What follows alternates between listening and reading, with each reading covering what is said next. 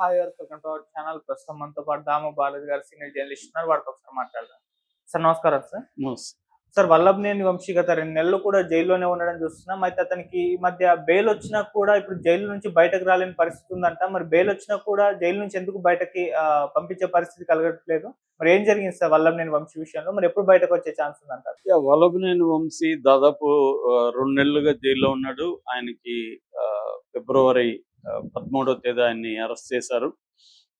ప్రధానంగా ఆయన మీద ఉన్న కేసు ఏంటంటే Telugu Desam Mangalagiri head quarters office మీద దాడికి సంబంధించి వైసీపీ నాయకులు వల్లభనేని వంశీ అనుచరులు అక్కడ దాడి చేశారు. దాడి చేసిన తర్వాత అప్పుడు కేసు ఫైల్ చేశాడు ముదునూరి సత్యవర్ధన్ అనే అబ్బాయి. అతను అక్కడ పనిచేసే కంప్యూటర్ ఆపరేటర్గా ఉంటున్నాడు.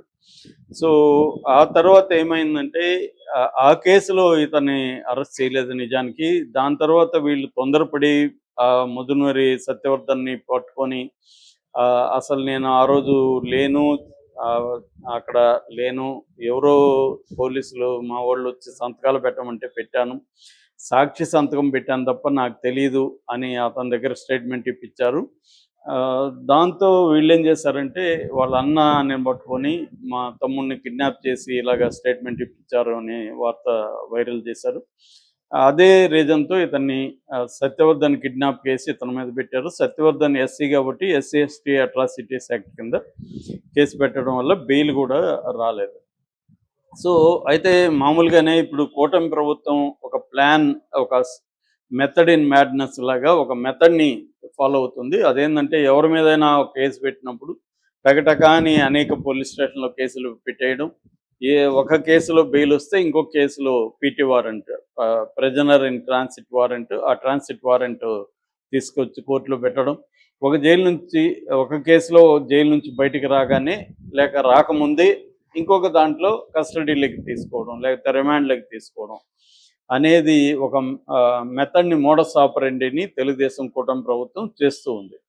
ఇతని విషయంలో కూడా అదే చేసింది. వంశీ విషయంలో కూడా ఏంటంటే ఒకసారి అరెస్ట్ అయిన తర్వాత మిగతా కేసులు, పాత కేసులన్నీ తిరగదోడి వాటిల్లో ట్రాన్సిట్ వారెంట్లు పెట్టడం అనేది జరుగుతుంది.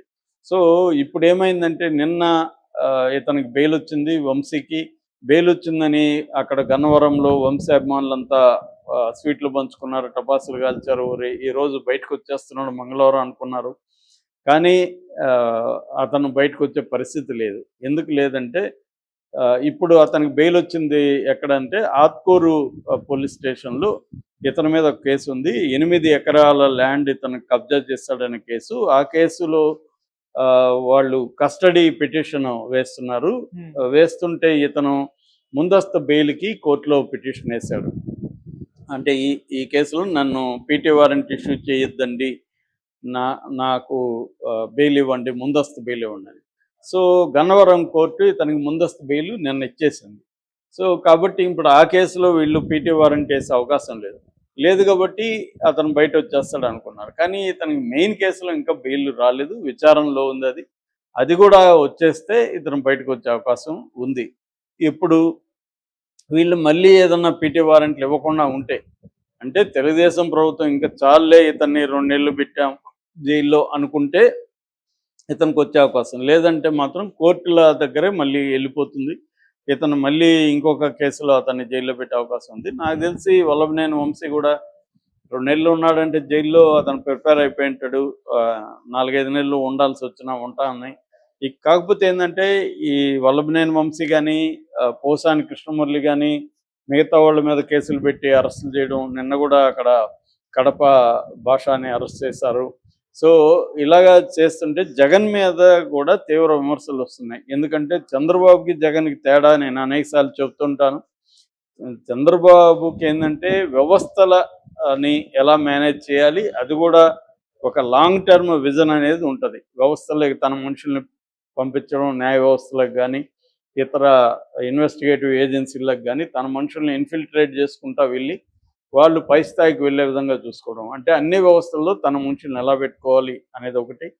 అలాగే తన కులాన్ని ఎట్లా తనకు స్ట్రాంగ్గా చేసుకోవాలంటే అది కూడా ముందు నుంచి కులంలో యాక్టివ్గా ఉన్న వాళ్ళని గ్రూమ్ చేసుకుంటూ రావడం. అట్లాగే మీడియాని బలంగా తీసుకుంటా రావడం, ఇలాగా చంద్రబాబు ఏంటంటే సపోర్టింగ్ సిస్టమ్స్ని బలంగా పెట్టుకోవడం వల్ల ఆయన ప్రతిపక్షంలో ఉన్నా కూడా ఒక బిగినింగ్లో 2 ఏళ్ల పాటు జగన్ని ముప్పు తిప్పలు పెట్టగలిగాడు.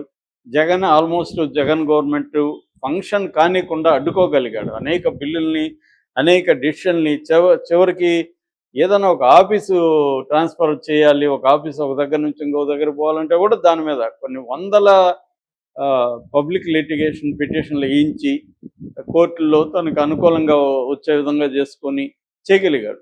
అక్కడ జగన్ ఫెయిల్యూర్ ఈజీగా ఉంది. ఆ తర్వాత జగన్ కొంత నేర్చుకున్నాడు. కానీ ఇప్పటికి కూడా మనం కానీ చూస్తే తెలుగుదేశం ప్రతిపక్షంలో ఉన్నప్పుడు జగన్ తెలుగుదేశం వాళ్ళని అరెస్ట్ చేయడం కోసం కొంతమంది కేసులు పెట్టి అరెస్ట్ చేస్తున్నప్పుడు చంద్రబాబు